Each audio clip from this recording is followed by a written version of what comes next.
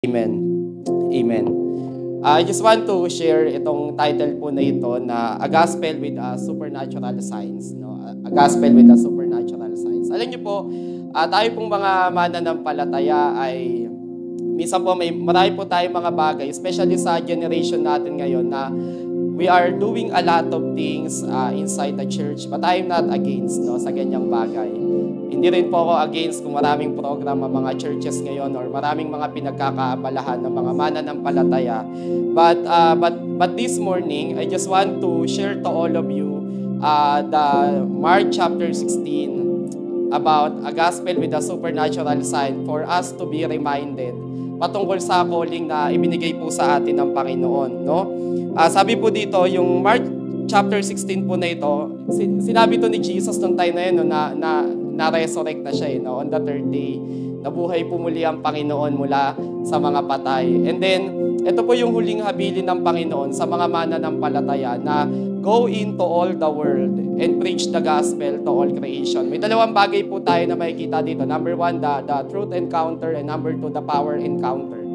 Okay, the truth encounter, it is about sharing the gospel. Okay, sa mga tao. Kasi alam nyo, ang pagkatawag kasi ng Panginoon, hindi mo naman kailangan maging evangelist. Ang mga ganyang calling ay tawag talaga yan galing sa Lord. Hindi mo kailangan magpastor para mag-share ng gospel unless the Lord called you to be a pastor. Pero may tinatawag nga, di ba, na general calling and the specific calling. Ang general calling, lahat po tayo, tinawag po tayo ng Panginoon para mag-share po ng gospel. Halimbawa, kahit isa kang estudyante, isa kang boss sa isang company, o kaya naman isa kang employees, di ba? Tinawag ka ng Panginoon para mag-share ng gospel. Go into all the world and preach the gospel to all creation. Tayo pong mga mananampalataya, we are empowered by the Lord. Ang dami pong beses sa Bible na inulit-ulit po ni Jesus na dapat tayong mangaral ng salita niya, especially po sa generation po natin ngayon. Ang problema kasi ngayon, nagkakaroon ng imbalance sa loob ng body of Christ. Diba? According to study na almost 95% ay mga nasa comfort zone. Ang dami mga Christian nasa comfort zone. Tapos almost halos 5% lang yung mga nasa front line. Diba? Parang magtatanong ka, nasaan yung mga Christian? Nasaan yung mga ibang mananampalataya na dapat nangangaral ng salita ng Panginoon? May kita nyo nga ngayon kung sino pa nga yung mga nasa maling belief. Diba? Sila itong mga masisipag sa pangangaral ng salita ng Diyos. Where are the Christians? Ang tanong, nasaan yung mga nag-aapoy sa pananampalataya sa Lord? Alam nyo, minsan nagbabasa ako ng mga revival events nung unang panahon, especially yung Azusa Street Revival, tapos yung mga time nila Catherine Kuhlman, binabasa ko yung mga panahon nila Morris Cirulo, nila Reinhard Bonnke. Alam niyo yung titindi ng pagkilos ng banal na espiritu sa time nila eh. Pero ngayon, kumbaga, ang dahil nga mga Christian, nag-uusap sila, sobrang laki na ng pinagbago ng Christian community sa time natin. Naging stagnant yung mga Christian, para naging status quo na lang, di ba? Na ang dahil mga Christian, hindi nangangaral ngayon ng salita ng Lord, pero sinabi ng Panginoon that we should preach the gospel. Kung naniniwala talaga tayo na ito yung salvation sa mga tao, dami kasing mga Christian ngayon, di ba? Nag-turn into a critic, naging kritiko. Dahil mga Christian ngayon, mga kritiko, di ba, ng mga ministry ngayon. Pero makikita mo, di ba, wala namang mga ministry or at the same time, hindi naman nangangaral ng salita ng Lord. Alam nyo kasi, sa paglilingkod sa Lord, di yan patalinuhan. Di yan paramihan lang ng nalalaman. Di ba? Kundi kumbaga, patapatan to. Ginagawa dapat natin kung ano yung sinasabi ng salita ng Panginoon. Go into all the world and preach the gospel to all creation. When was the last time na nag-win ka ng soul? O kaya, when was the last time, sino huling dinala mo sa loob ng simbahan? Di ba? Minsan kasi, kumbaga, naalala ko tuloy si Reinhard Bonnke, sabi niya, may answer to my critics. Sabi niya, may answer to my critics is the next crusade. Dahil maraming kritiko si Reinhard Bonnke. Matikip, preaching the gospel sa mga tao. Ito yung tinatawag na the truth encounter. Naalala niyo po si Peter, di ba po? He preached the gospel sa mga tao nung dumating po si Holy Spirit because they were waiting during that time. Imagine niyo almost lagpas ng mga according to study, mga 20 hours they were praying in the upper room waiting for the coming of the Holy Spirit. Nagpipray po sila nung time na yun, and then when the Holy Spirit came, they preached the gospel. They stood up sa harapan ng mga tao, tapos sabi doon, they were cut to the heart. Diba, parang hiniwa yung puso ng mga tao. Ngayon, ang tanong ng mga tao na anong dapat namin gawin? Ano yung pwede namin gawin? Sabi nila, repent and be baptized. Magsisi kayo, di ba? At magpabautismo kayo at yung banal na Espiritu ay sa inyo. Kasi yung mga tao nagugulat sila na yung mga Hudyo na galing ng iba't ibang mga bansa, pumunta sila for the Pentecost celebration. Nagulat sila bakit yung mga taga Galilea, may mga taga Egypt dito, taga Phrygia, may mga taga Mesopotamia, may mga taga Iraq. Bakit nila sinasalita yung lingwahe natin? And then, yung naririnig nila ay puro pagpupuri sa Panginoon. Okay? Ito yung bagay po na tinatawag na the truth encounter. We preach the gospel. We should share Jesus Christ sa mga tao. Alam nyo, napaka-challenging po ng mag-share ngayon ng gospel sa time po natin. Dahil we are living right now in the age of reasoning. Christians have always are facing a lot of tough questions tungkol sa salita po ng Panginoon. We should be prepared to answer those questions. And then number 2, the power encounter. Whoever believes and is baptized will be saved, but whoever does not believe will be condemned. Okay, faith really matters. Mahalaga ang pananampalataya. Sabi dito, and these signs will accompany those who believe. Sabi ng Panginoon na lahat ng sasampalataya magkakaroon ng mga ganitong sign. Magkakaroon kayo ng ganitong tanda. In my name, they will drive out demons. Alam niyo po, ang Biblia po ay hindi naging tahimik when it comes in the topic of spiritual warfare. Merong mga demons are existing and they are going everywhere. Kahit saan po ang demonyo po ay nandoon. Diba sa Bible, maraming beses kung paano ni-reveal ng Scripture na may mga demonyo dito sa mundo. May tinatawag na physical world and spiritual world. Hindi po natin yan nakikita, but if you are going to read the book of Daniel, makikita po ninyo doon na kung paano nire-reveal ng Scripture na merong mga strongholds. Kaya sabi ng Panginoon, in my name you will drive out demons. Binigyan po tayo ng authority ng Panginoon that as we share the gospel to perform signs and wonders, to shut the mouth of the demon, to rebuke Satan. Dahil yung authority po na ito ay galing po ito sa Panginoon. Halimbawa po ganito, nakakita na po kayong traffic enforcer, di ba po yung halimbawa sa kalsada, ang payat po ng traffic enforcer po na ito. Nagpapatupad ng batas sa kalsada. And then ang paihintuin niyang mga sasakyan, mga malalaki, mga truck. Iba-iba. Pero pag tinaas niya yung kamay niya, humihinto po ito, hindi dahil sa nagtaas siya ng kamay, kundi siya po ay may kapangyarihan galing sa Republika ng Pilipinas. Alam niyo po tayo din, the Lord has empowered us to combat and overturn any demonic attack para palayain yung mga tao. Sa Bible, maraming beses nagpalaya si Jesus ng demonyo. Ang problema lang sa time na to, maraming mga tao hindi po naniniwala po sa ganun, sa mga demonic possession, sa mga existing ng kaaway. Hindi po naniniwala yung mga tao sa ganun. Pero sabi ng Panginoon, you will drive out demons in my name. Hindi lang ito basta-basta pangalan na sinasabi ni Jesus, but it is a very powerful name. Imagine ninyo sila Peter nagpapagaling. Silver or gold I don't have, but in the name of Jesus, I command you to walk. Lumakad ka sa pangalan ni Jesus. Tapos lumalakad yung mga may karamdaman. Imagine ninyo yun because of the name of Jesus. Hindi lang ito basta pangalan. Kundi yung pangalan na to ay nag-resurrect on the third day.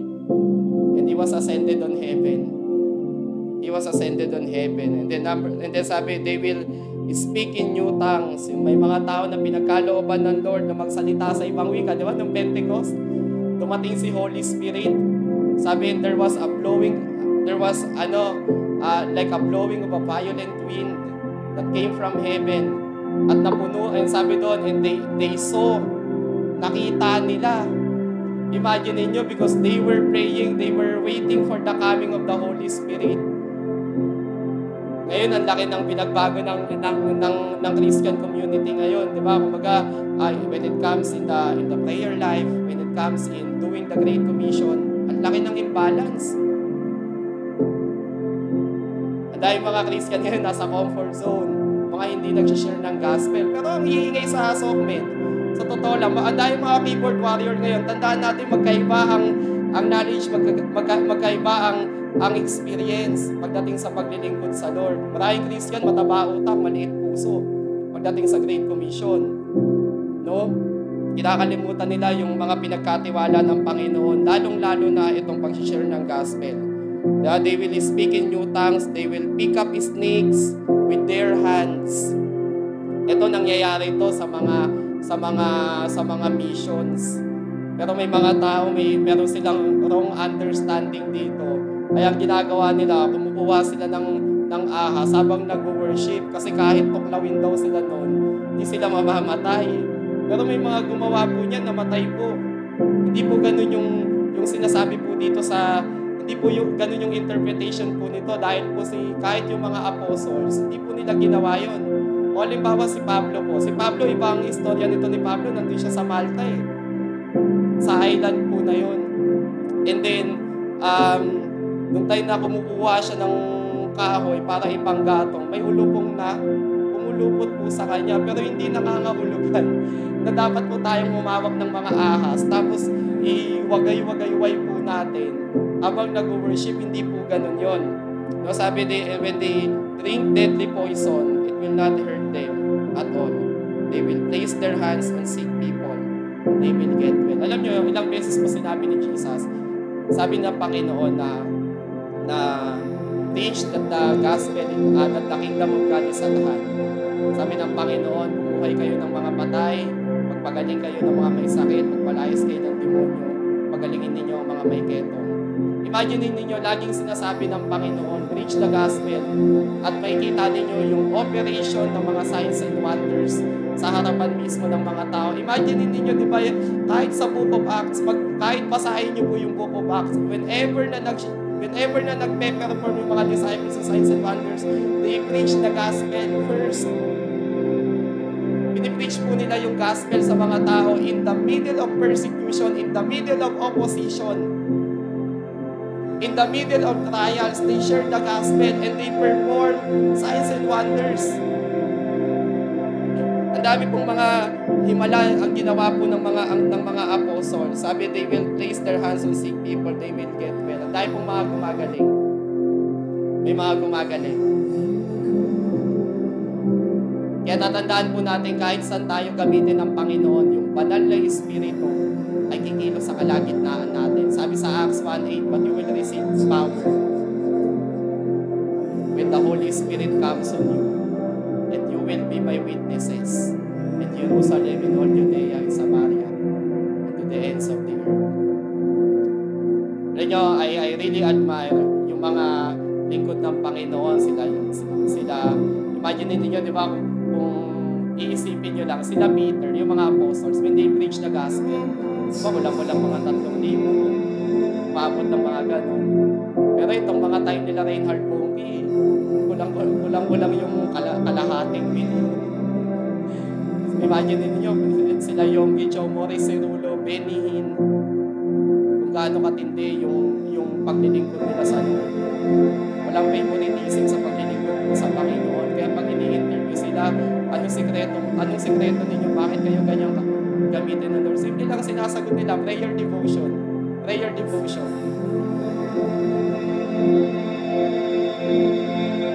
Prayer devotion na yung sinasabi nila. And they spend more time with God in prayer. At makikita ninyo, pag ginamit sila ng Panginoon in public, sobrang tindi. Napaka-evident ng presence ng Panginoon. Napaka-evident ng kapangyarihan ni Holy Spirit. How many Christians are still interested to know the Holy Spirit? Dahil mga Christian, ang daming mga Christian na may wrong understanding kay Holy Spirit. Akala nila si Holy Spirit parang kung kailan nila gusto. Nandoon. O akala nila parang kagaya sa mga online games na alam mo yun, parang secular yung dating. Pero hindi po ganun. Si Holy Spirit, hindi ikaw ang sinusunod, ikaw ang sumusunod kay Holy Spirit. There's nothing wrong to pray kay Holy Spirit. As long as yung mga pinagpipray natin, it's in line with the Word of God. Then sabi dito, they will place their hand. When we pray for the sick, believe that the Lord will do something, will do miracles. Hindi naman na tayong nagpapagaling ang Diyos. Trabaho yan ng Panginoon. Inuutusan tayo ng Lord. As we share the gospel, you will perform signs and wonders. The healing is the evidence of God's existence. To remind the people that God heals. Nagpapagaling ang Panginoon ng mga may karamdaman. Kaya mga kapatid, we should continue to obey God. And then sabi sa verse 20, lastly, then the disciples went out and preached everywhere. Kahit saan, nag-share sila ng gospel. And the Lord worked with them and confirmed His word by the signs that accompanied it. Pinatunayan yun ng Lord, yung gospel, sa pamamagitan ng mga himala at sa pamamagitan din ng mga pagpapagaling sa mga taong may karamdaman. Ilan tayo basta nag-share, kundi pinapatunayan to ng Panginoon. And I hope and I pray that all of us have been reminded through the Word of God na magpatuloy po tayong magbahagi ng salita ng Lord. Kailan mo share ng gospel yung family mo? Kailan mo share ng gospel yung mga kapatid mo, yung mga kamag-anak mo?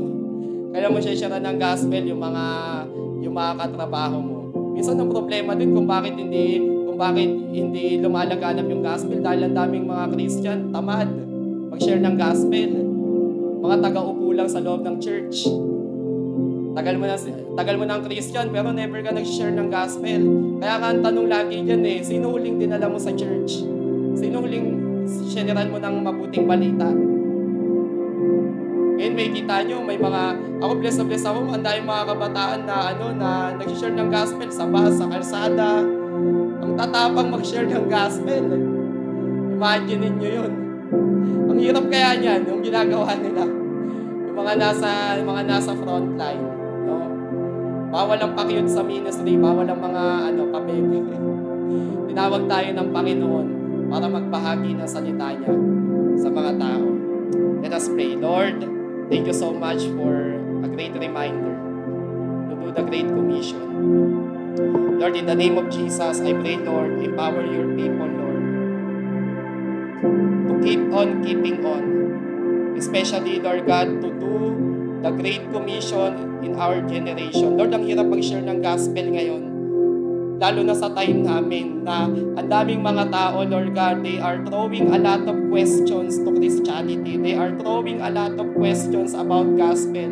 Many people are skeptics, but Lord, I pray na ngayon sa generation po namin, patunayan mo, Lord God, na totoo ang mabuting balita sa pamamagitan ng mga himala, sa pamamagitan, Panginoon, ng mga revelation gifts, ng mga power gifts, ng mga vocal gifts. Lord God, I pray, empower us today.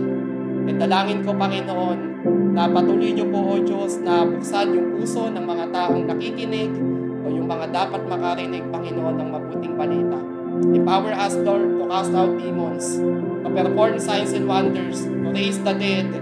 Lord God, higit sa lahat, Panginoon, ipakilala ka sa mga tao. Bigyan mo kami ng tapang, kagaya ng prayer ng mga apostles in the time of persecution sa panahon nila. Lord, yung pinagpipray nila, hindi sila nagpipray na ilayo sa persecution, kundi ang prayer nila na, Lord, bigyan mo kami ng tapang, na sa kabila na hindi to makikinig, na sa kabila na pag nagsalita kami, yan ang unang pupuna sa amin, yan ang unang babara sa amin. Lord, i-consider mo yung threat sila. Yun yung pinagpipray nila, Lord. Napunuin mo sila ng tapang. At bukod doon na sa pamamagit na as they share the gospel, napatunayan po ninyo. Ipakita mo na totoo yung salita mo sa pamamagitan ng mga himala. Lord, please empower your people. Lahat na nakikinig ngayon, empower us to share the gospel. Gisingin mo, Panginoon, yung bawat isa, yung mga Christian na natutulog, yung mga walang pakialam sa Great Commission. Lord, wake them up and remind them, Lord God, about the calling. Thank you, Lord God, for this morning. We give you all the praises and glory in Jesus' name. Amen. Amen.